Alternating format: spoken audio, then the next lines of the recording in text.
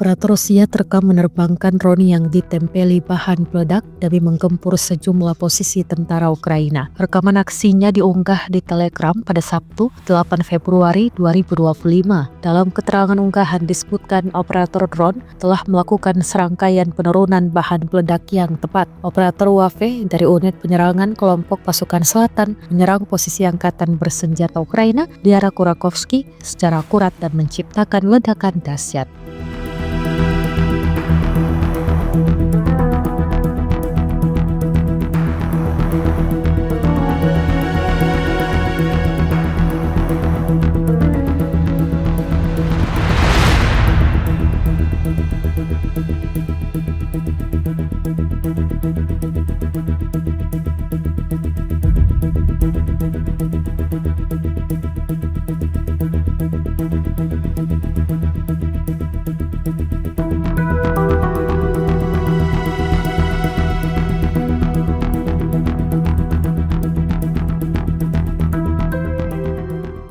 Download Tribun X sekarang, menghadirkan lokal menjadi Indonesia.